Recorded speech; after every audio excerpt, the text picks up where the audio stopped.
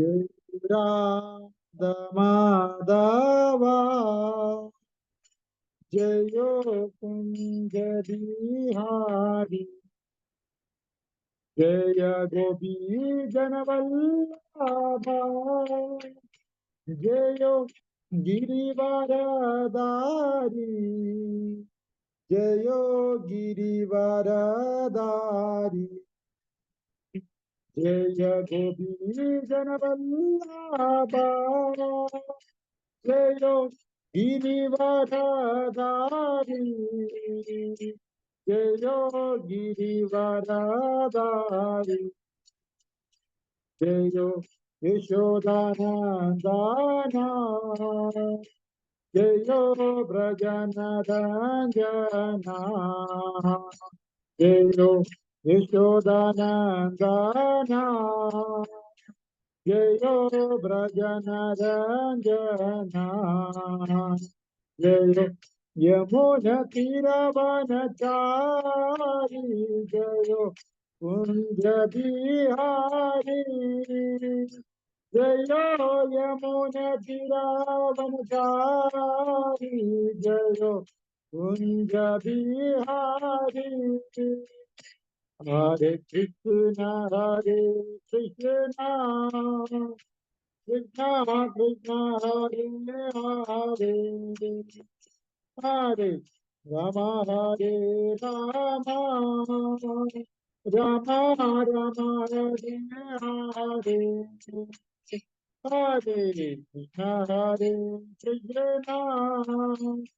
Krishna Krishna Hare Hare Hare Rama Hare Rama Rama Rama Hare Hare Jayo Jagannatha Jayo Jagannatha Baladeva Jayo Subhadramari Jayo Jagannatha Jayo Jagannatha Baladeva Jayo Subhadramari Jayo Krishna Balaram Jayo Krishna Balaram Krishna Balaram Jayo Krishna Balaram Jayo Krishna Balaram Jayo Krishna Balaram Krishna Balaram Jayo Krishna Balaram Jayo Gauranita Jayo Gauranita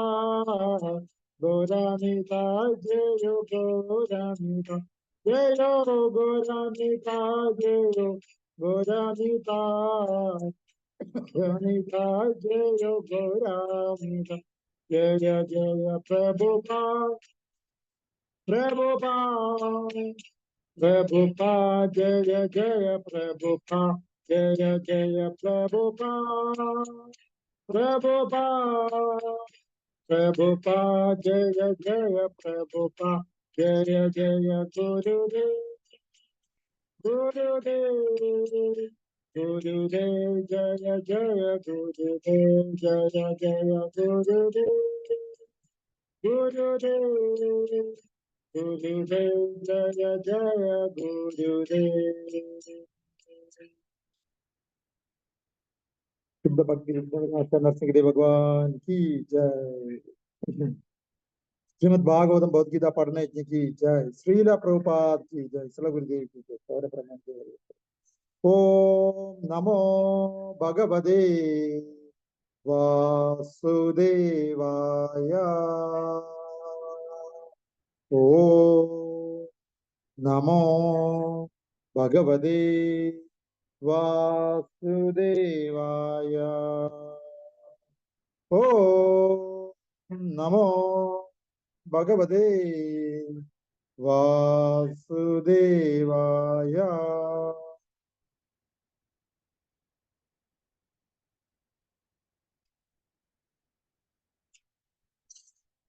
त्वमज्ञानतिमिरान्धस्य ज्ञानाञ्जनाशलाकया चक्षुरुन्मिलितं येन तस्मै श्रीगुरुवे नमः ഹരേ കൃഷ്ണ. പ്രിയപ്പെട്ട ഭക്തജനങ്ങളെ, ഭഗവാന്റെ കൃപാകടാക്ഷം കൊണ്ട് ഇന്ന് നമ്മൾ ശ്രീമദ് ഭാഗവതത്തിലെ രണ്ടാമത്തെ അധ്യായം, ഒന്നാം സ്കന്ധം ദിവ്യത്വവും ദിവ്യസേവനം എന്നുള്ള അധ്യായത്തില് 32-ാമത്തെ ശ്ലോകം എത്തി നിൽക്കുന്നു. 32-ാമത്തെ ശ്ലോകം കേൾക്കാമല്ലോ അല്ലേ? എല്ലാവർക്കും കേൾക്കാലോ? കേൾക്കാം. യെസ് പ്രഭു, കേൾക്കാം. യദാ ഹ്യവാഹിതോ വാഹ യദാ ഹ്യവാഹിതോ വാഹ നിരാദാരുക്ഷോഗസോ യോനിഷു നിർദാരുഷോഗിഷോനിഷു നാനേവാബാധി വിശ്വാത്മാക നാനേവാബാധി വിശ്വാത്മാക ഭൂതേഷു ച തദാ പുമാൻ ഭൂതേഷു ച തദാ പുമാൻ യദാ ഹ്യവാഹിതോ വാഹ യദാ ഹ്യവാഹിതോ വാഹ നിർദാരുഷോഗശോ യോനിഷു നിർദാരുഷോഗശോ യോനിഷു നാനേവാബാധി വിശ്വാത്മാക നാനേവാബാധി വിശ്വാത്മാക ഭൂതേഷു ച തദാ പുമാൻ ഭൂതേഷു ച തദാ പുമാൻ യദാ ഹ്യവാഹിതോ വാഹ യദാ ഹ്യവാഹിതോ വാഹ നിർദാരുഷോഗശോനിഷു നിർദാരുഷോഗശോ യോനിഷു നാനേവാബാധി വിശ്വാത്മാക നാനേവാബാധി വിശ്വാത്മാക ഭൂതേഷു ച തദാ പുമാൻ ഭൂതേഷു ച തദാ പുമാൻ യഥാ അത്രത്തോളം ഹി ശരിക്കും അതുപോലെ അവഹിത അമിതഭാരം ചുമത്തി വഹ്നി അഗ്നി ബാരിഷു തടിയിൽ ഏകാഹ ഏകം സോ യോ നിഷു ആവിഷ്കൃത രൂപങ്ങളുടെ സ്രോതസ് നാനാ ഇവ വ്യത്യസ്ത സത്തകളെ പോലെ ബാധി പ്രകാശിക്കുന്നു വിശ്വ ആത്മാ ഭഗവാൻ പരമാത്മാവിനെ പോലെ ഭൂതേഷു ജീവാത്മാക്കളിൽ ചാവും യഥാ അതേ രീതിയിൽ പുമാൻ പരമപുരുഷൻ. വിവർത്തനം.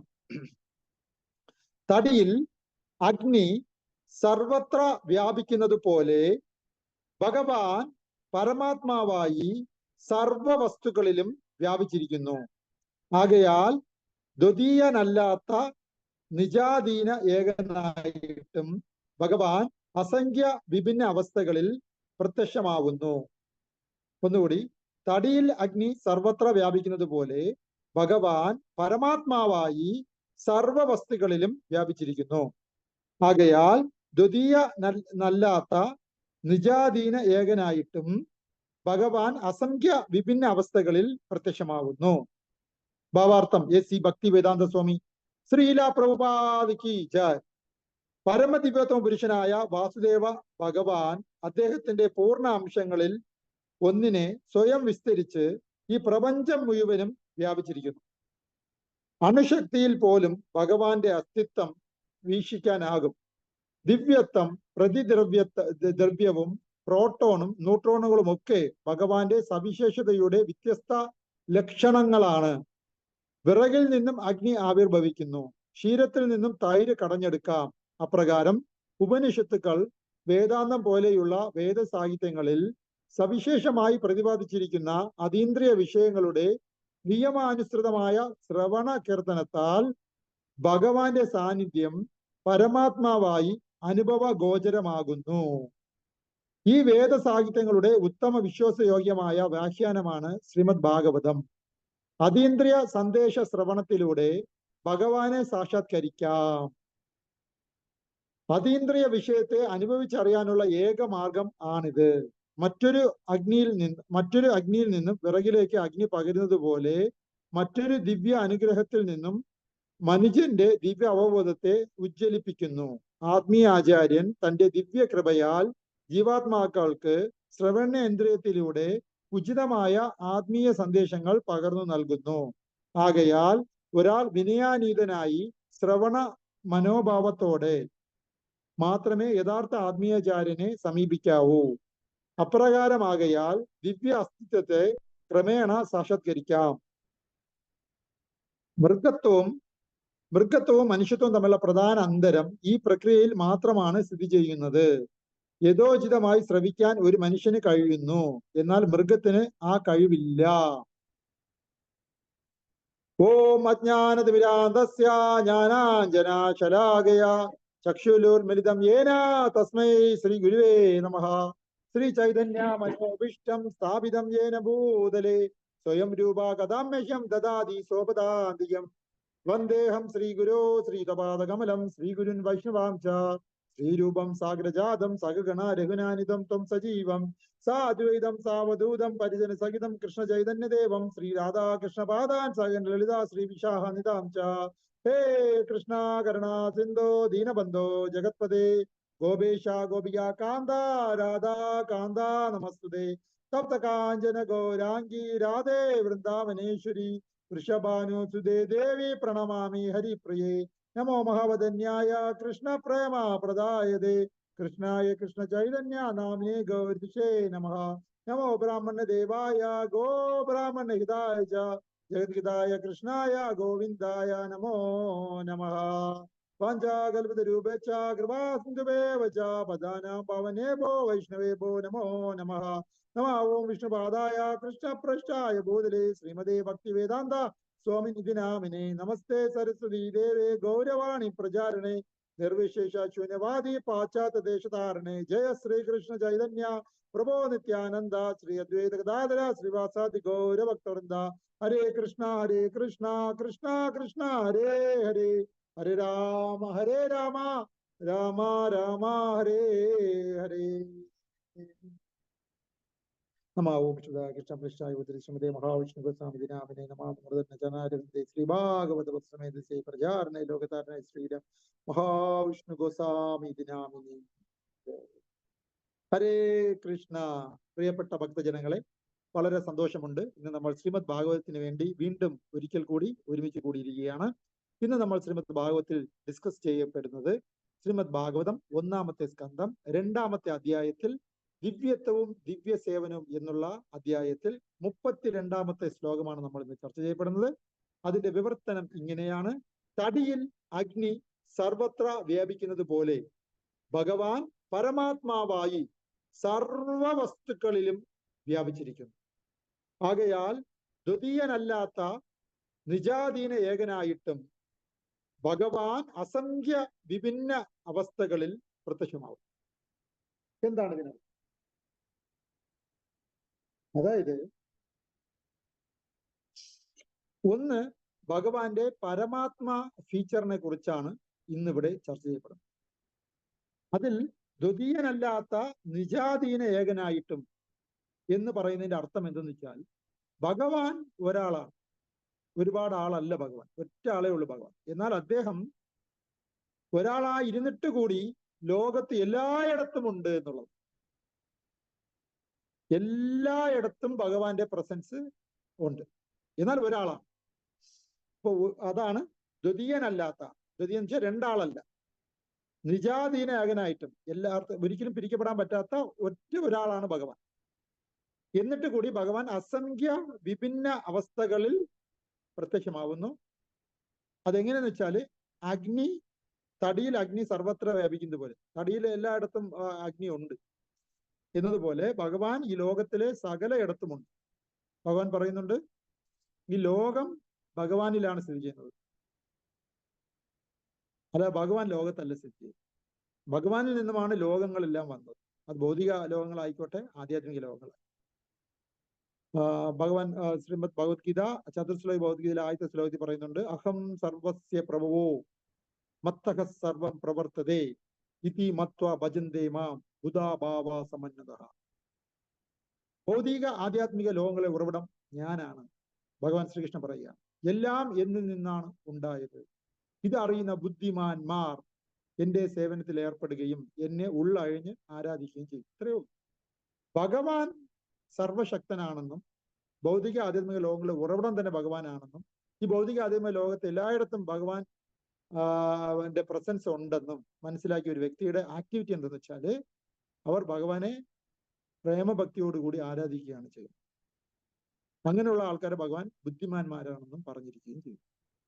അപ്പോ ലോകത്തിലെ ഏറ്റവും വലിയ ബുദ്ധിമാൻ ഭഗവാനെ തിരിച്ചറിഞ്ഞ വ്യക്തിയും ഭഗവാന്റെ സേവനത്തിൽ ഏർപ്പെടുന്ന വ്യക്തിയുമാണെന്ന് ഈ ശ്ലോകത്തിലൂടെ നമുക്ക് മനസ്സിലാക്കാം, ചതുർശ്ലോക പദ്ധതിയിലൂടെ മനസ്സിലാക്കാം. അപ്പോ ഇന്ന് പറഞ്ഞിരിക്കുന്ന ഈ ഭാഗവതത്തില് തടിക്കകത്ത് അഗ്നി ഉണ്ട്. എല്ലായിടത്തും തടി എപ്പോ കത്തിച്ചാലും അതിനകത്ത് കത്തിപ്പിടിക്കും.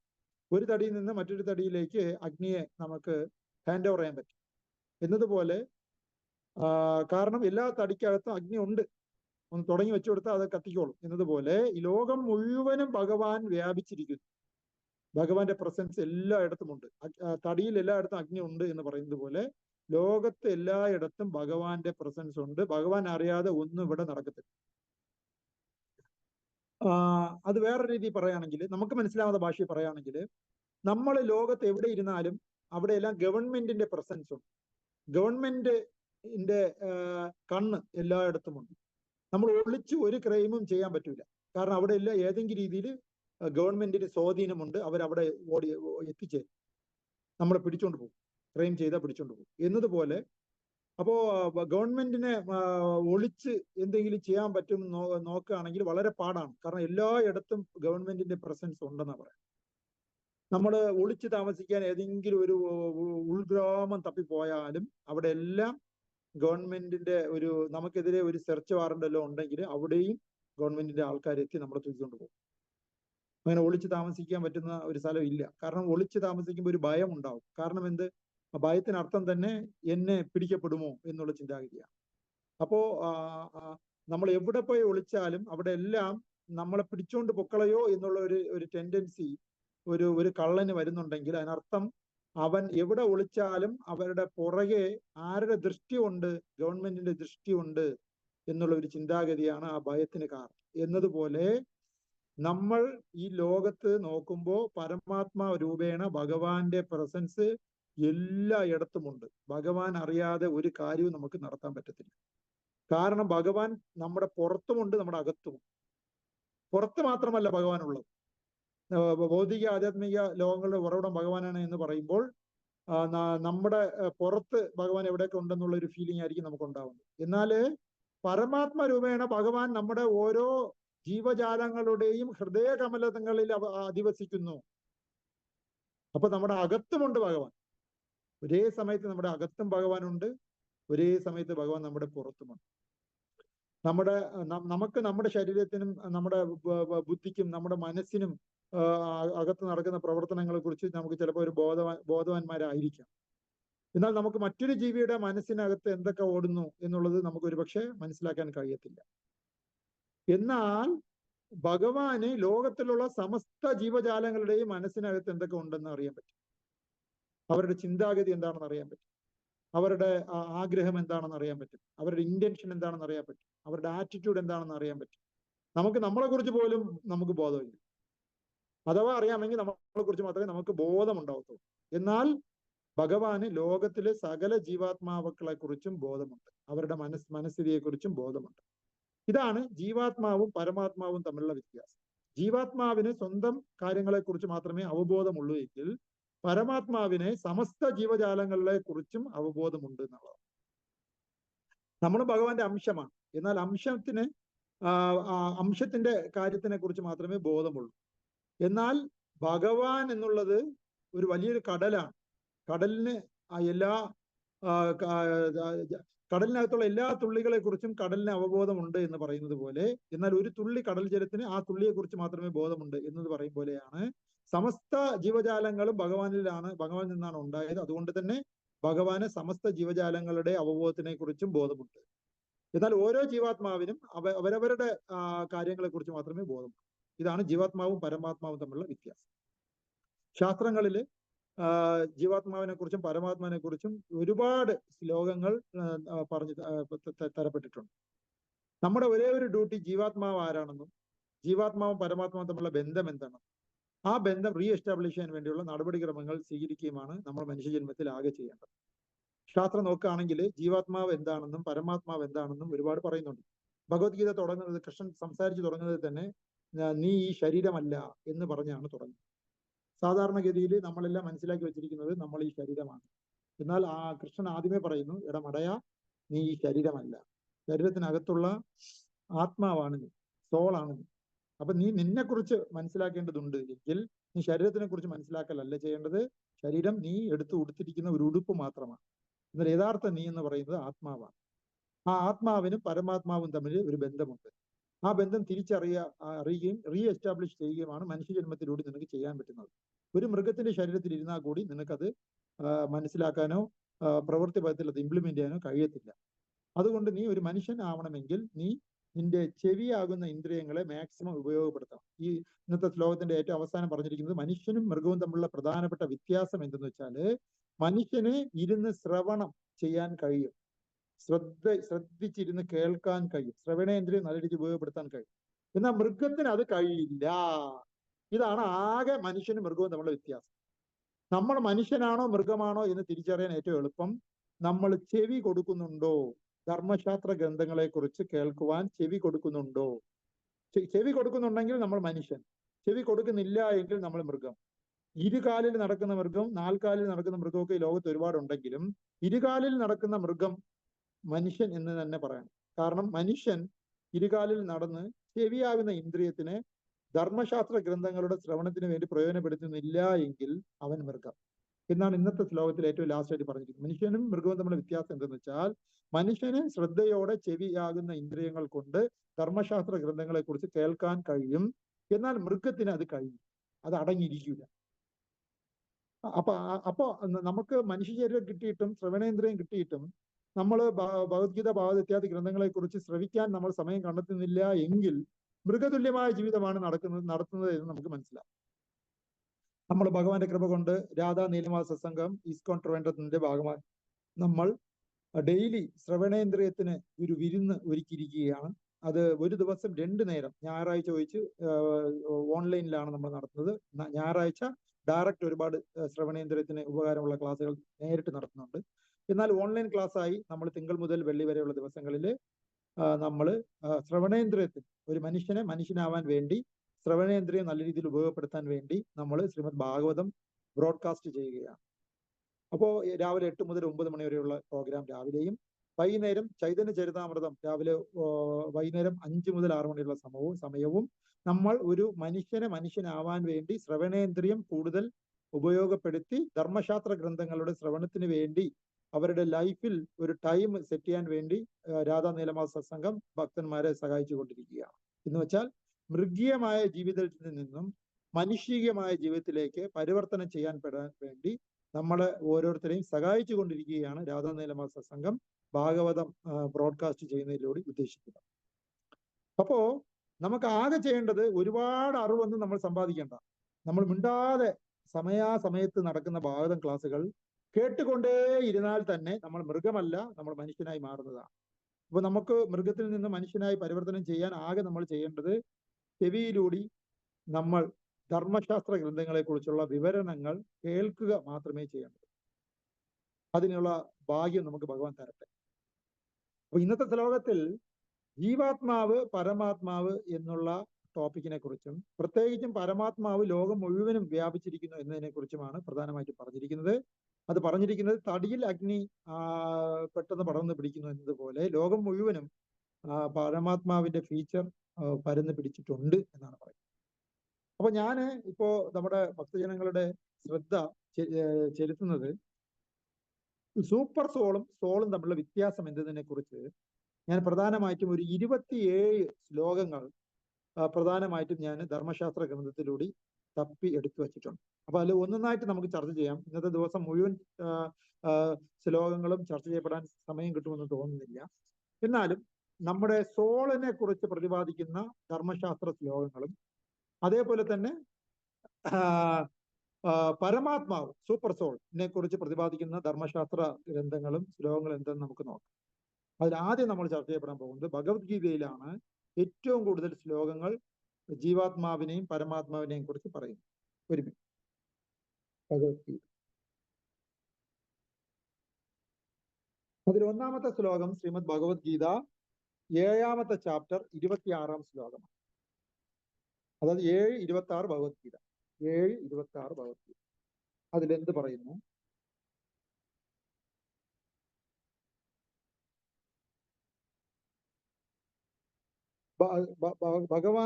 ഭഗവാനെ കുറിച്ചും നമ്മുടെ ആത്മാവിനെ കുറിച്ചും ഏറ്റവും കൂടുതൽ നമുക്ക് മനസ്സിലാക്കണമെന്ന് ആഗ്രഹിക്കുന്ന ഏതൊരു വ്യക്തിയും നിർബന്ധമായിട്ട് ഭഗവത്ഗീത വായിച്ചിരിക്കേണ്ടതാണ്.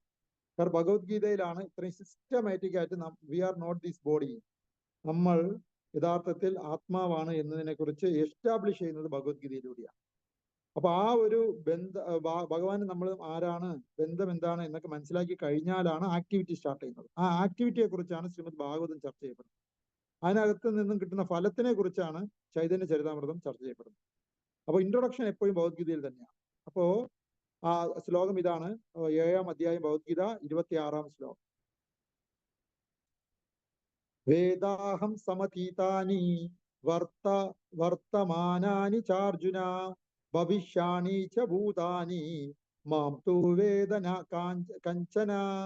ഹേ അർജുന, പരമപുരുഷനായ എനിക്ക് പണ്ടുണ്ടായതും ഇന്ന് സംഭവിക്കുന്നതും മേലിൽ വരാൻ പോകുന്നതുമായ എല്ലാം അറിയാം. എല്ലാ ജീവാത്മാക്കളും എനിക്ക് സുപരിചിതരാണ്, പക്ഷെ എന്നെ ആർക്കും അറിയാൻ കഴിയും. അതാണ് ഭഗവാൻ നമ്മൾ തമ്മിലുള്ള വ്യത്യാസം. ഭഗവാന് ലോകത്തിൽ എല്ലാവരെയും അറിയാം, എന്നാൽ ഭഗവാനെ നമുക്ക് ഓരോരുത്തർക്കും അങ്ങനെ അറിയണമെന്നില്ല. അത് ഭഗവാനെ കുറിച്ച് ധർമ്മശാസ്ത്ര ഗ്രന്ഥങ്ങളോട് കേട്ടാൽ മാത്രമേ നമുക്ക് ആ അറിവ് കിട്ടത്തുള്ളൂ. അതാണ് ജീവാത്മാവും പരമാത്മാവും തമ്മിലുള്ള ഒന്നാമത്തെ വ്യത്യാസം. ഇനി അടുത്തത് ശ്വേതശേതരോപനിഷത്തില്, യജുർവേദത്തിന്റെ ഒരു ബ്രാഞ്ചാണ് ശ്വേതശേതരോപനിഷത്ത്. അതില് ജനാന കാണ്ഡത്തിൽ ചാപ്റ്റർ 4 ഇൻകാർണേഷൻ ശ്ലോകം 6 പറയുന്നുണ്ട്, living entity and the super സോളിനെ കുറിച്ച് വളരെ വ്യക്തമായി പറയുന്നു. ഞാൻ അത് ഇംഗ്ലീഷിലാണ് ഉള്ളത്, ഞാൻ വായിക്കാം. നമ്മൾ കേട്ടിട്ടുള്ള കാര്യമാണ്. 2 പക്ഷികൾ ഒരു ചില്ലയിൽ ഇരിക്കുന്നു. ഒരു പക്ഷിക്ക് അതിന്റെ ഫലത്തിൽ ആസക്തിയുണ്ട്, മറ്റേ പക്ഷി അതിനെ സാക്ഷിയായി മാത്രം ഇരിക്കുന്നു എന്ന് പറയുന്ന ശ്വേതശേതരോപനിഷത്തിലെ പ്രധാനമായിട്ടും ജീവാത്മാവിനെയും പരമാത്മനെയും കുറിച്ച് ചർച്ച ചെയ്യുമ്പോൾ പറയേണ്ട മനോഹരമായ ശ്ലോകമാണ്. Two companion bats, the living entity and the super soul, sit together in the shelter of the same pipal body. ഒരു ശരീരത്തിൽ തന്നെ ജീവാത്മാവും ഉണ്ട്, പരമാത്മാവും ഉണ്ട്. One of them, the living entity, is nothing, relishing the taste of the tree's berries, the result of the fruitive activities. ഒരു ആത്മാവിന് അവരുടെ കർമ്മത്തിൽ ആസക്തിയുണ്ട്, ഫലത്തിലും ആസക്തിയുണ്ട്. While the other, the super soul, refrain from eating and instead watching or lives of his friend. എന്നാൽ ആസക്തിയുള്ള ജീവാത്മാവിന്റെ പ്രവർത്തനങ്ങള് വെറുതെ വീക്ഷിക്കുക മാത്രം ചെയ്ത് ഒരു സാക്ഷിയായി പരമാത്മാവും നമ്മുടെ ഹൃദയകമലങ്ങളിൽ ഉണ്ട് എന്ന് ശ്വേതശേതരോപനിഷത്ത് പറയുന്നു. അപ്പൊ നമ്മുടെ ശരീരത്തിനകത്ത് 2 ആത്മാവുണ്ട്, ഒന്ന് സാധാരണ ആത്മാവായ നമ്മളും ഒന്ന് പരമാത്മാവായ ഭഗവാനുമാണ് എന്ന് ശ്വേതശേതരോപനിഷത്തിലൂടെ നമുക്ക് മനസ്സിലാക്കാവുന്നത്. ഇനി അടുത്ത് പറയുന്നത് ഗോപാല താപനി ഉപനിഷത്ത്. അത് അഥർവവേദത്തിന്റെ ഒരു ബ്രാഞ്ചാണ്. സാധനകാണ്ഡ എന്നുള്ള ആ ഒരു ഭാഗത്തിൽ 20-ാമത്തെ ശ്ലോകത്തിൽ പറയും, The Lord Sri Krishna, the main super soul among all the eternal beings, fulfilled the desires of the all eternal beings. നേരത്തെ സാക്ഷിയായിരുന്ന ഒരു പരമാത്മാവിനെ കുറിച്ച് ശ്വേതശേതരോപനിഷത്ത് പറഞ്ഞിരുന്നുണ്ട്. ആ പരമാത്മാവ് ആര് എന്ന് വ്യക്തമായി ഈ ശ്ലോകത്തിൽ ഗോപാല താതാപിനി ഉപനിഷത്ത് അഥർവവേദത്തിൽ പറയുന്നു. എന്താണ്? ആ പരമാത്മാവ് വേറെ ആരുമല്ല, ശ്രീകൃഷ്ണനാണ്. ഭഗവാൻ ശ്രീകൃഷ്ണനാണ് ആ പരമാത്മാവ് എന്നാണ് അവിടെ പറഞ്ഞത്. അതാണ് സൂപ്പർ സോൾ എന്ന് പറയുന്നത്. Among all the eternal beings, അദ്ദേഹം എല്ലാവരുടെ ഹൃദയകമലങ്ങളിലും ഉണ്ട്. അത് ഉണ്ടാവുക മാത്രമല്ല, അവരവരുടെ ആഗ്രഹം അനുസരിച്ച് ആഗ്രഹം നിവൃത്തി തരുവാൻ സപ്പോർട്ട് ചെയ്തു കൊടുക്കുന്നു എന്നും കൂടെ പറയുന്നു. There is but a single eternal being among all the eternal beings, a single conscious entity among all the conscious entities, only one who fulfills the desires of the many. Those sages who constantly worship Lord Sri Krishna, seated upon his throne, attain the everlasting perfection and not others. അങ്ങനെ ഹൃദയകമലങ്ങളിൽ പരമാത്മാവായി കുടികൊള്ളുന്നത് വേറെ ആരുമല്ല, അത് Lord Sreekrishnan തന്നെയാണ്. അദ്ദേഹമാണ് ജീവാത്മാവിന്റെ ഓരോ ആഗ്രഹങ്ങളും സാങ്ഷനാക്കി കൊടുക്കുന്നത് എന്ന് ഈ ശ്ലോകത്തിൽ വ്യക്തമായി പറയുന്നു. അപ്പൊ പരമാത്മാവ് എന്ന് പറയുന്നത് വേറെ ആരുമല്ല, ഭഗവാൻ ശ്രീകൃഷ്ണനാണ് എന്ന് വ്യക്തമായി ഈ ശ്ലോകത്തിലൂടെ മനസ്സിലാക്കാവുന്നത്. അടുത്ത ശ്ലോകം പറയുന്നത് ഭഗവത്ഗീതയിലെ 15-ാം അധ്യായം 7-ാം ശ്ലോകം. 15-ാം അധ്യായം 7-ാം ശ്ലോകത്തിലെ സോൾ ആൻഡ് സൂപ്പർ സോളിനെ കുറിച്ച് പറയുന്നു. 15-ാം അധ്യായം ഏഴാമത്തെ ശ്ലോകം.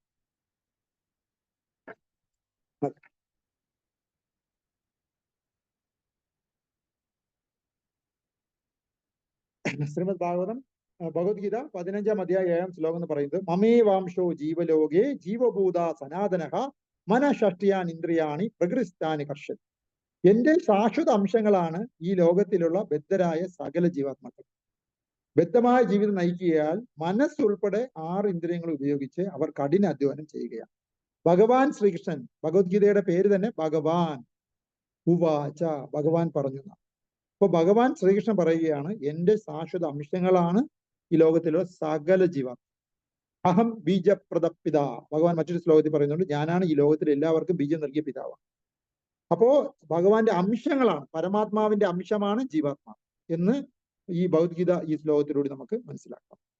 അടുത്തത്, അപ്പൊ എല്ലാ ജീവജാലങ്ങളും ഭഗവാൻ ശ്രീകൃഷ്ണന്റെ പാർട്ട് ആൻഡ് പാർസലാണ്, അംശമാണ് എന്ന് ഇതിലൂടെ മനസ്സിലാക്കാം. അപ്പൊ പരമാത്മാവ് എന്ന് പറയുന്നത് ഭഗവാൻ ശ്രീകൃഷ്ണൻ തന്നെയാണ് എന്ന് ഇതിലൂടെ മനസ്സിലാക്കാവുന്നതാണ്. In this body one is soul and another one is super soul. നമ്മുടെ ഈ ശരീരത്തിൽ ഒരു ആത്മാവുണ്ട്, ഒന്ന് പരമാത്മാവുണ്ട് എന്ന് മറ്റൊരു ശ്ലോകത്തിൽ പറയുന്നുണ്ട്. അത് ഭഗവത്ഗീത 13-ാം അധ്യായം 23-ാം ശ്ലോകം. 13-ാം അധ്യായം 23-ാം ശ്ലോകം.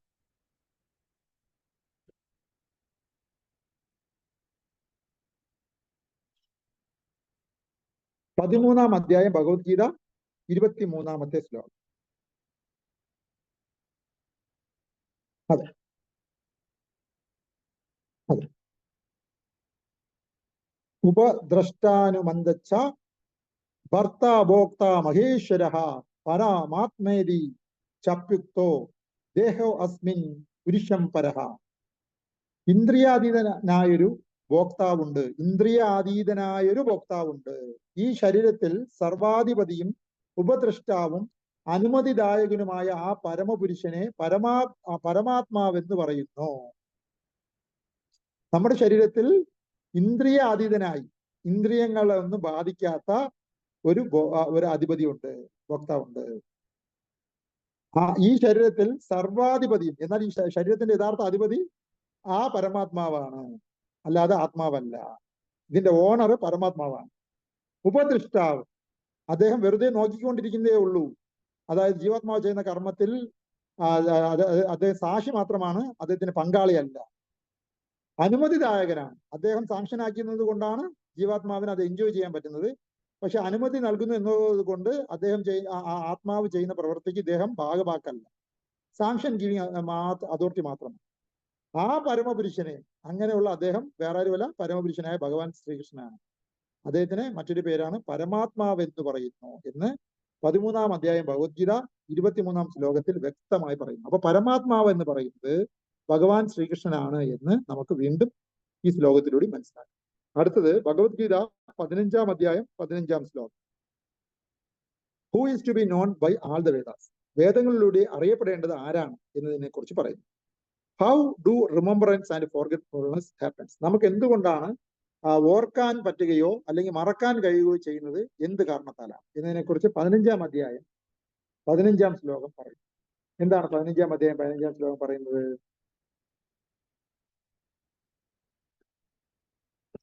സർവസ്യ ചാഹം ഹൃദി സന്നിവൃഷ്ടോ മത്തഃ സ്മൃതിർജ്ഞാനമപോഹനം ച വേദേ ച സർവേരഹമേവ വേദോ വേദാന്തകൃത്വേദവിദേവ ചാഹം. സർവജീവികളുടെയും ഹൃദയത്തിൽ ഞാൻ വാഴുന്നു. അപ്പൊ ഭഗവാൻ ശ്രീകൃഷ്ണൻ പരമാത്മാവായി നമ്മുടെ ശരീരത്തിൽ എവിടെ വാഴുന്നു? ഹൃദയത്തിൽ വാഴുന്നു. സ്മരണയും ജ്ഞാനവും മറവിയും എന്നിൽ നിന്നാണ് ഉണ്ടാകുന്നത്. നമുക്ക് നല്ല ഓർക്കാൻ പറ്റുന്ന കഴിവുണ്ട്, നമ്മുടെ കഴിവല്ല, അത് ഭഗവാൻ തരുന്നതാണ്. നല്ല അറിവുണ്ട്, നമ്മുടെ കഴിവല്ല, ഭഗവാൻ തരുന്നതാണ്. നമുക്ക് എന്തെങ്കിലും വേദനാജനകമായ കാര്യങ്ങളെ മറക്കാൻ കഴിയുന്നുണ്ടെങ്കിൽ അതും നമ്മുടെ കഴിവല്ല, അത് ഭഗവാൻ നമുക്ക് മറക്കാൻ അനുഗ്രഹം തരുന്നത് കൊണ്ടാണ്.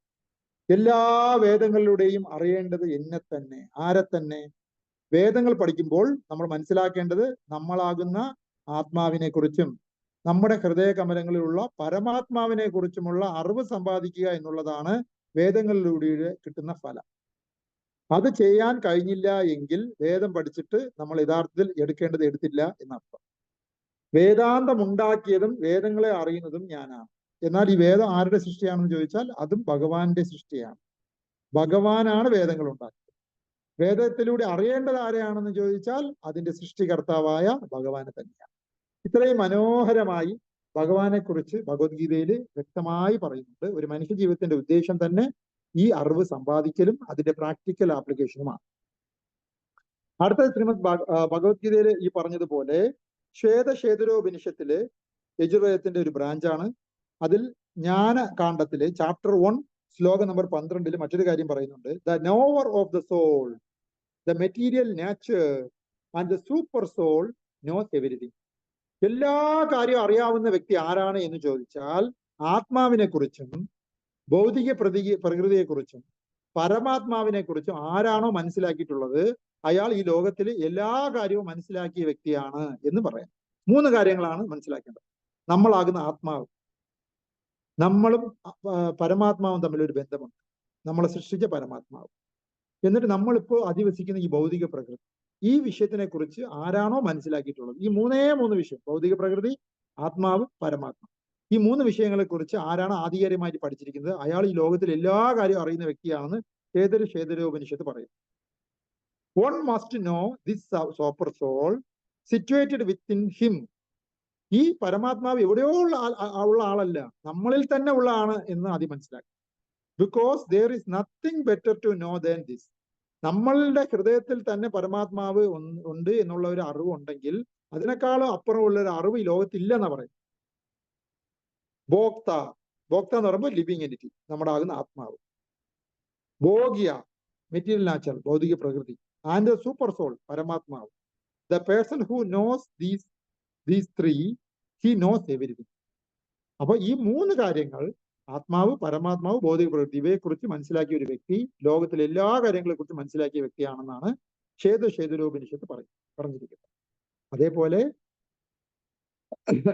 മഹാഭാരതത്തിൽ ശാന്തി പർവ്വതത്തിൽ 210 ചാപ്റ്ററിൽ 44 ശ്ലോകത്തിൽ ഭീഷ്മദേവനും യുധിഷ്ഠ മഹാരാജാവും തമ്മിൽ സംസാരിക്കുന്ന ചർച്ചയിൽ ഒരു പ്രധാനപ്പെട്ട കാര്യം പറയുന്നു. In a dream living entity can leave the body and come back. നമ്മുടെ സ്വപ്നങ്ങളിൽ നമ്മൾ എങ്ങനെയാണോ, നമ്മൾ ഈ ശരീരം ഇവിടെ കിടക്കുമ്പോൾ തന്നെ നമ്മൾ ഇങ്ങനെ ലോകം മുഴുവൻ ഇങ്ങനെ സ്വപ്നത്തിലൂടെ സഞ്ചരിക്കുമല്ലോ, അതേപോലെ ഒരു കാര്യം പറയുന്നു. എന്താണത്? Just like in a dream, സ്വപ്നത്തിലുള്ളതുപോലെ ദ ലിവിങ് എൻറ്റിറ്റി, ജീവാത്മാവ്, with 5 sense of acquiring knowledge, ഈ 5 ഇന്ദ്രിയങ്ങളും ഉപയോഗിച്ച് ഗോസ് എവരിവെയർ, ലോകത്തിൽ എല്ലായിടത്തും സഞ്ചരിക്കുന്നു. ലീവിങ് ദീസ് ബോഡി, ശരീരം ഇവിടെ കിടക്കും, നമ്മൾ ഇങ്ങനെ സഞ്ചരിച്ചുകൊണ്ടേ സ്വപ്നത്തിൽ. ഇൻ ദ സെയിം വേ, ഇതുപോലെ ആഫ്റ്റർ ഡെത്ത് ആൾസോ, മരണത്തിന് ശേഷം the living entity takes up the different body. മരണത്തിന് ശേഷം ഈ ശരീരം ഉപേക്ഷിച്ചിട്ട് മറ്റൊരു ശരീരത്തിലേക്ക് നമ്മുടെ ആത്മാവ് ചേക്കേറുകയും ലീവിങ് ദ പ്രസന്റ് ബോഡി, ആ ശരീരത്തിലൂടെ പിന്നെ സഞ്ചരിക്കുകയും ചെയ്യും. ഇതിനെ വിടട്ടെ എന്ന് മഹാഭാരതത്തിൽ പറഞ്ഞു. അപ്പൊ ഈ ഉപേക്ഷിച്ചു പോയ ഈ ശരീരവും പുതിയതായിട്ട് സ്വീകരിക്കുന്ന ശരീരവും ഈ ആത്മാവ് ഉപയോഗിക്കുന്നു. ഒരു കാറ് പോലെ, ഒരു കാർ ഉപേക്ഷിച്ചിട്ട് മറ്റൊരു കാർ എടുത്തുകൊണ്ട് പോകുന്നത് പോലെ ഈ ശരീരം ഉപേക്ഷിച്ചിട്ട് മറ്റൊരു ശരീരത്തിലേക്ക് പോകുന്ന ആ ആത്മാവാണ് യഥാർത്ഥത്തിൽ നമ്മൾ എന്ന് മഹാഭാരതത്തിൽ ചർച്ച ചെയ്യപ്പെടും. അപ്പൊ നമ്മൾ ആത്മാവാണ് എന്ന് നമുക്കത് മനസ്സിലാക്കാം, ബോഡി അല്ല. മറ്റൊരു ശ്ലോകത്തില് ജീവധർമ്മ എന്നുള്ള ഒരു പുസ്തകത്തിൽ, ജൈവധർമ്മ എന്നുള്ള പുസ്തകത്തിൽ നമ്മുടെ ഭക്തി വിനോദ് ഠാക്കൂർ മഹാരാജ്, ശ്രീല പ്രഭുപാദറിന്റെ ഗുരുനാഥന്റെ അച്ഛൻ, നമ്മുടെ ഗുരു പരിശിഷ്യ പരമ്പരയിലെ ഏറ്റവും പ്രാധാന്യനായ ഒരു ആചാര്യൻ, അദ്ദേഹം 9 കാര്യങ്ങൾ പറയും. നമ്മുടെ ഭൗതിക ലോകത്തിൽ നമ്മൾ ജീവിച്ചിരിക്കുമ്പോൾ നിർബന്ധമായിട്ടും പഠിച്ചിരിക്കേണ്ട, മനസ്സിലാക്കിയിരിക്കേണ്ട കുറെ കാര്യങ്ങൾ പറയും. എന്താണ് ആ 9 കാര്യം? നമുക്ക് നോക്കാം. The teachings of the Vedas received through the Guru Parampara are known as Amneya. Amneya എന്ന് പറയുന്നത് വേദങ്ങളിലൂടെ ഗുരുപരമ്പരയിലൂടെ കിട്ടുന്ന അറിവിനെയാണ്.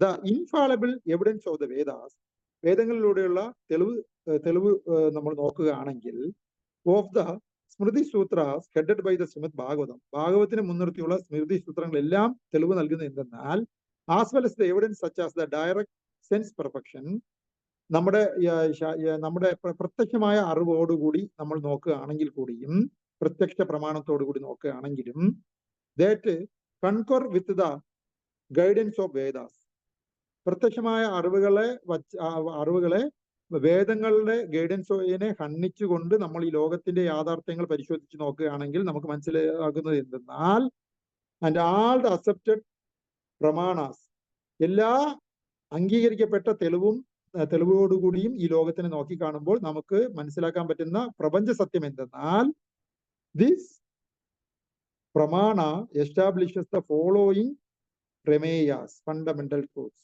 ഇനി പറയാൻ പോകുന്ന 9 കാര്യങ്ങളാണ് ഈ ലോകത്തിലെ പ്രപഞ്ച സത്യമായി മനസ്സിലാക്കാൻ സാധിക്കുന്നത് എന്ന് ജൈവധർമ്മ എന്നുള്ള ആ പുസ്തകത്തിൽ ഭക്തി വിനോദ് ടാഗോർ ലോകത്തിലെ സമസ്ത ശാസ്ത്ര ഗ്രന്ഥങ്ങളെയും മുൻനിർത്തിക്കൊണ്ട് പറയുകയാണ്. എന്താണ് ആ 9 പ്രപഞ്ച സത്യങ്ങൾ? ഒന്ന്, പരമതത്വ. പരമതത്വ എന്ന് പറഞ്ഞാൽ Shrihari alone is the supreme absolute truth.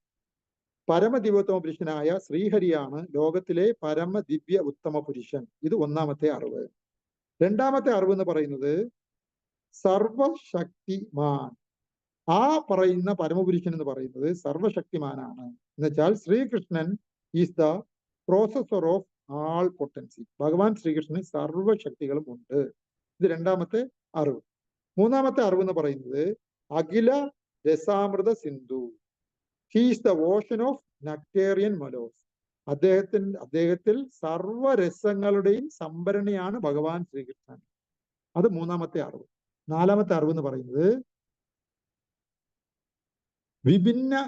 വിഭിന്ന മാസ തത്വ എന്ന് വെച്ചാല് both the muktas and the baddhas jiva are the eternal separated parts and parcels. ഈ ലോകത്തിലെ മുക്താത്മാക്കളായിക്കോട്ടെ, അല്ലെങ്കിൽ ബദ്ധാത്മാക്കളായിക്കോട്ടെ, ലിബറേറ്റഡ് സോൾസ് ആയിക്കോട്ടെ, അല്ലെങ്കിൽ കണ്ടീഷൻ സോൾ ആയിക്കോട്ടെ, ഇവരെല്ലാം ഭഗവാന്റെ പാർട്സ് ആൻഡ് പാർസൽ, ഭഗവാന്റെ അംശങ്ങൾ മാത്രമാണ് ഇവരെല്ലാം എന്നുള്ളതാണ് നാലാമത്തെ അറിവ്.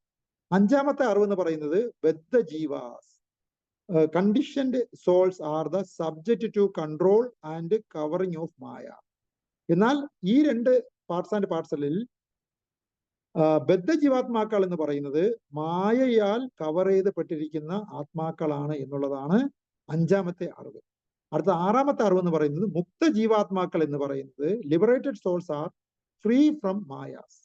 മായയിൽ നിന്നും വിടുതൽ വന്ന ആൾക്കാരാണ് മുക്ത ജീവാത്മാക്കൾ എന്നുള്ളതാണ് ആറാമത്തെ മറ്റൊരു അറിവ്. അചിന്ത്യ ഭേദാഭേദ തത്വ എന്നുള്ളത് എട്ടാമത്തെ അറിവാണ്. അതെന്തെന്നാൽ the entire universe consisting of conscious chit and unconscious achit ഈ ശ്രീഹരീസ് അചിന്ത്യ ഭേദാഭേദ പ്രകാശ. That is to say, it is his manifestation which is inconceivably both different and non-different from him. ഈ ലോകത്തിലുള്ള കോൺഷ്യസ് ആയിട്ടുള്ളതോ അൺകോൺഷ്യസ് ആയിട്ടുള്ളതോ എന്ത് തന്നെ സാധനങ്ങളായാലും അതെല്ലാം ശ്രീഹരിയുടെ മാനിഫെസ്റ്റേഷൻ ആണെന്നും അത് ഭഗവാൻ നിന്നും അഭിന്നമല്ലെന്നും മനസ്സിലാക്കുന്നതാണ്. ഒരേ സമയത്ത് ഭിന്നവുമാണ് എന്നാൽ അഭിന്നവുമാണ് എന്നുള്ളതിനെ മനസ്സിലാക്കുന്ന അചിന്ത അഭേദ തത്വമാണ് മറ്റൊരു അറിവ്, എട്ടാമത്തെ അറിവ്. മൊത്തം 8 അറിവെന്നാണ് ഞാൻ 9 അറിവെന്നാണ് പറഞ്ഞത്. 9 അല്ല 10 അറിവാണ്. 9ാമത്തെ അറിവ് ശുദ്ധഭക്തി. Pure devotional service the only practice sadhana to attain perfection. നമ്മുടെ ആകുന്ന ജീവാത്മാവിന് ശുദ്ധ ഭക്തിയിലേക്ക് എത്താൻ ഭക്തിയുക്ത ഭഗവത് സേവനം മാത്രമേ ഉള്ളൂ നമ്മുടെ ജീവിതത്തിന്റെ പരിപൂർണതയിലെത്താനുള്ള ഒരേ ഒരു ഉപായം എന്നുള്ളതാണ് 9ാമത്തെ അറിവ്. 10ാമത്തെ അറിവ് എന്ന് പറയുന്നത് കൃഷ്ണപ്രീതി. The transcendental love and affection for Krishna is the one and only final object of attainment. Sadyavastu, an except from ജീവധർമ്മ. അതായത് കൃഷ്ണപ്രീതി എന്നുള്ളതാണ് നമ്മുടെ ഓബ്ജക്റ്റ്. ട്രാൻസെൻഡൽ ലവ് ആൻഡ് അഫെക്ഷൻ, നമ്മുടെ ആധ്യാത്മികമായ ശുദ്ധ പ്രേമഭക്തി, ഭഗവാനിലേക്കുള്ള അചഞ്ചലമായ പ്രേമഭക്തിയാണ് നമ്മുടെ ജീവിതത്തിലെ ഏറ്റവും പരിപൂർണമായ അവസ്ഥ എന്നുള്ള ഈ 10 കാര്യങ്ങളാണ് ജീവധർമ്മ എന്നുള്ള പുസ്തകത്തിൽ ഭക്തി വിനോദ് ടാഗോർ മഹാരാജ്, നമ്മുടെ ബ്രഹ്മമധ്യ ഗൗഡീയ വൈഷ്ണവ സമ്പ്രദായത്തിലെ ഏറ്റവും ശ്രേഷ്ഠനായ ആചാര്യന്മാരിൽ ഒരാൾ, ഈ ലോകത്തിലെ സമസ്ത ശാസ്ത്ര ഗ്രന്ഥങ്ങളും പഠിച്ച് മനസ്സിലാക്കി നമ്മളോട് പറഞ്ഞു തരുന്ന 10 പ്രപഞ്ച രഹസ്യങ്ങൾ. ഇത് നമ്മൾ മനസ്സിലാക്കി നമ്മൾ അതനുസരിച്ച് ജീവിക്കാൻ ശ്രമിക്കുകയാണ് നമ്മൾ ചെയ്യുന്നത്. ഇനി അടുത്തത് ജീവാത്മാവിനെയും പരമാത്മാവിനെയും കുറിച്ചുള്ള ചർച്ച നമ്മൾ പുരോഗമിക്കുമ്പോൾ നമ്മൾ ചർച്ച ചെയ്യപ്പെടുന്നത് മുണ്ടക ഉപനിഷത്ത് എന്നുള്ള അഥർവ വേദത്തിലെ ഒരു ഭാഗത്ത് ജ്ഞാനകാണ്ഡത്തിൽ മുണ്ടക കാണ്ഡ എന്നുള്ള സ്ഥലത്ത് 2ാമത്തെ അധ്യായത്തിൽ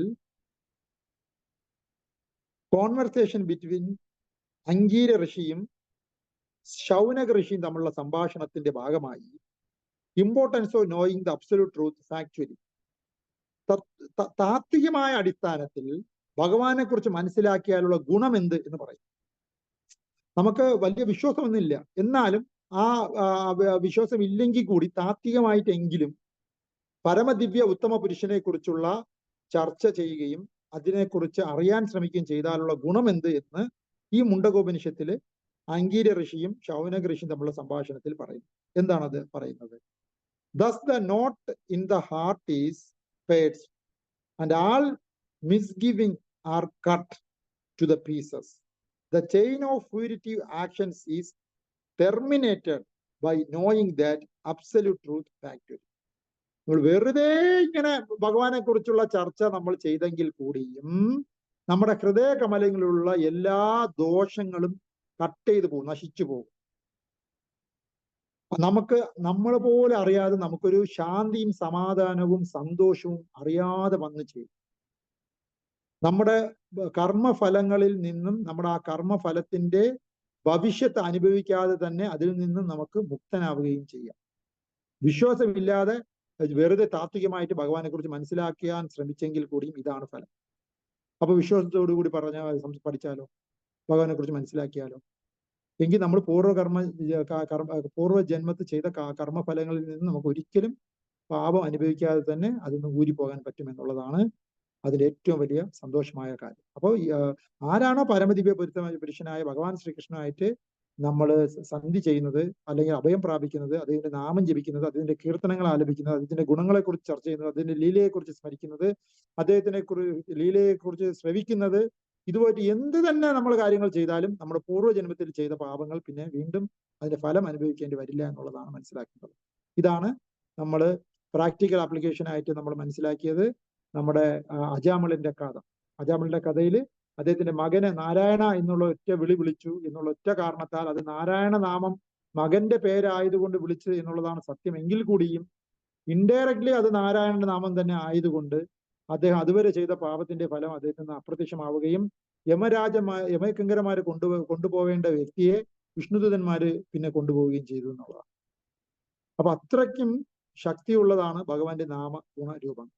അപ്പോ വിശ്വാസമില്ലെങ്കിൽ കൂടിയും ഭഗവാനെ സംബന്ധിച്ച കാര്യങ്ങളായിട്ട് മിങ്കിൾ ചെയ്ത് നിന്നാൽ തന്നെ അതിന്റെ ഫലമുണ്ട് എന്ന് നമ്മളിപ്പോ സംസാരിച്ച മുണ്ടകോപനിഷത്തില് അംഗീര ഋഷിയും ശൗനക ഋഷിയും തമ്മിലുള്ള സംഭാഷണത്തിൽ പറയുന്നു.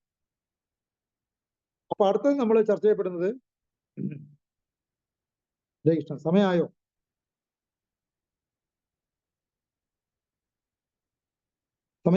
ഞാൻ വാച്ച് എടുത്തില്ല. സമയമായി.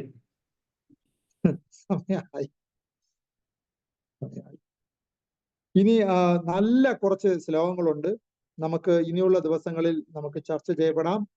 ജീവാത്മാവിനെ കുറിച്ചും പരമാത്മാവിനെ കുറിച്ചും ഉള്ള ഒരു താത്വിക അവലോകനം നമ്മൾ തീർച്ചയായിട്ടും നടത്തേണ്ടതുണ്ട്. അതാണ് മനുഷ്യജന്മത്തിന്റെ പരിപൂർണത.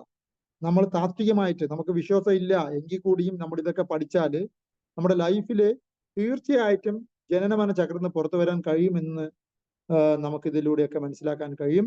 ഇന്ന് നമ്മൾ ചർച്ച ചെയ്യപ്പെട്ട വിഷയവുമായിട്ട് ബന്ധപ്പെട്ട് എന്തെങ്കിലും ഡൗട്ട്സ് ഉണ്ടെങ്കിൽ പ്രിയപ്പെട്ട ഭക്തജനങ്ങൾ ചോദിക്കുക. ബാക്കി 27 ശ്ലോകത്തിൽ നമ്മൾ വളരെ കുറച്ച് ശ്ലോകങ്ങൾ മാത്രമേ ഇന്ന് ചർച്ച ചെയ്യപ്പെട്ടുള്ളൂ. 1, 2, 3, 4, 5, 6, 7, 8, 9, 10 ശ്ലോകമേ ഇന്ന് ചർച്ച ചെയ്യപ്പെട്ടുള്ളൂ. ഇനി ഒരു 17 ശ്ലോകം കൂടെ ഈ വിഷയമായിട്ട് നമ്മൾ ബന്ധപ്പെട്ട് ഇനിയുള്ള ക്ലാസ്സിൽ ഭഗവാൻ നമുക്ക് ഡിസ്കസ് ചെയ്യാനുള്ള അവസരം ഭഗവാൻ തരട്ടെ. ഹരേ കൃഷ്ണ. എന്തെങ്കിലും ഡൗട്ട്സോ എന്തെങ്കിലും ഉണ്ടെങ്കിൽ ദയവായി ഭക്തജനങ്ങൾ ചോദിക്കും.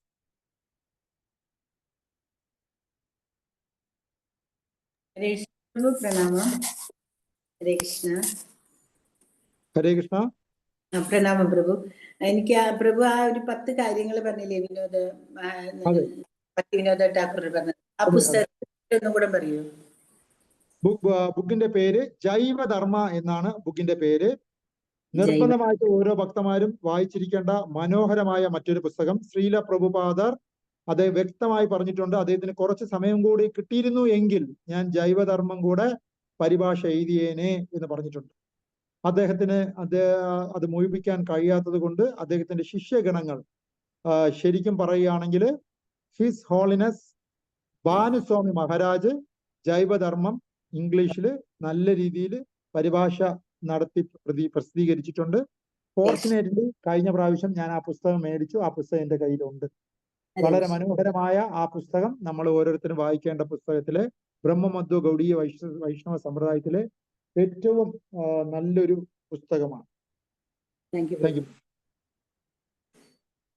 ഇവിടെ ഉണ്ട്, ഞാൻ അതെടുത്ത് കാണിക്കാന്ന് വിചാരിച്ചാൽ നോക്കുന്നത് ഉണ്ട്.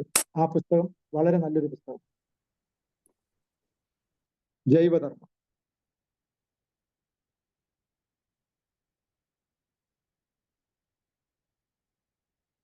പ്രിയപ്പെട്ട ഭക്തജനങ്ങളെ, നമ്മുടെ ഈ മനുഷ്യജന്മത്തിനോട് കൂറ് പുലർത്താൻ വേണ്ടി നമ്മുടെ ശ്രവണേന്ദ്രിയം ഭാഗവത കാര്യങ്ങളിൽ വേണ്ടി നിമഗ്നനാക്കുവാൻ വേണ്ടി നിങ്ങൾ ഓരോരുത്തരും എല്ലാ ദിവസവും രാവിലെ 8 മുതൽ 9 മണി വരെയുള്ള ശ്രീമദ് ഭാഗവത ക്ലാസ്സിൽ വരണമെന്ന് വിനീതമായി അഭ്യർത്ഥിക്കുന്നു. അതുപോലെ നമ്മൾ മാത്രമല്ല, നമ്മുടെ ഡിയർ ആൻഡ് നിയർ ഫ്രണ്ട്സിനെയും കൂടെ മനുഷ്യജന്മത്തിനോട് നീതി പുലർത്താൻ ശ്രവണേന്ദ്രിയം കൂടുതൽ നല്ല രീതിയിൽ ഭാഗവത കഥകൾ കേൾക്കാൻ പ്രയോജനപ്പെടുത്താൻ വേണ്ടി ഇന്നത്തെ ശ്ലോകത്തിൽ അവസാനത്തെ ലൈൻ പറയുന്നത് പോലെ ചെയ്യുവാൻ വേണ്ടിയുള്ള ഈ അവസരം പ്രയോജനപ്പെടുത്താൻ നിങ്ങൾ ഓരോരുത്തരും നിങ്ങളുടെ ഡിയർ ആൻഡ് നിയർ വൺസിനെ ഭാഗവതം ക്ലാസ്സിലേക്ക് ഇൻവൈറ്റ് ചെയ്യേണ്ടതാണ്. അതേപോലെ തന്നെ വൈകുന്നേരം നടക്കുന്ന ചൈതന്യ ചരിതാമൃതം ക്ലാസ്സിൽ രാവിലെ ക്ലാസ്സിൽ കയറുന്ന പലർക്കും പല അസൗകര്യങ്ങളാൽ കയറാൻ കഴിയുന്നില്ല. എന്നാലും അവസരം കിട്ടുകയാണെങ്കിൽ, നിങ്ങൾ സമയം സൂട്ടാവുകയാണെങ്കിൽ വൈകുന്നേരം ചൈതന്യ ചരിതാമൃതത്തിലും നിങ്ങൾ ഓരോരുത്തരും വരണമെന്ന് വിനീതമായി അഭ്യർത്ഥിക്കുന്നു. Hare Krishna. Thank U.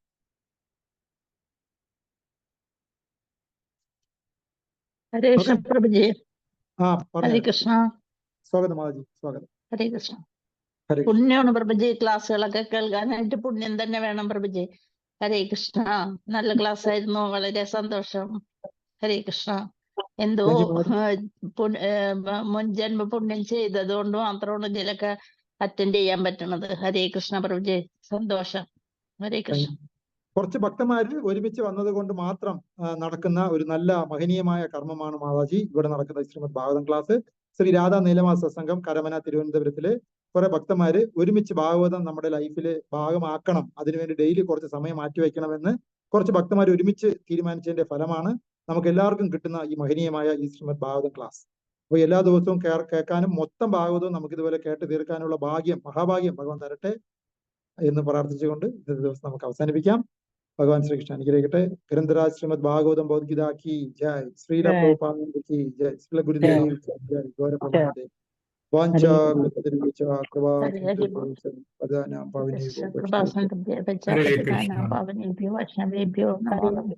Thank you Prabhu. Hare Krishna. Prabhu Hare Krishna.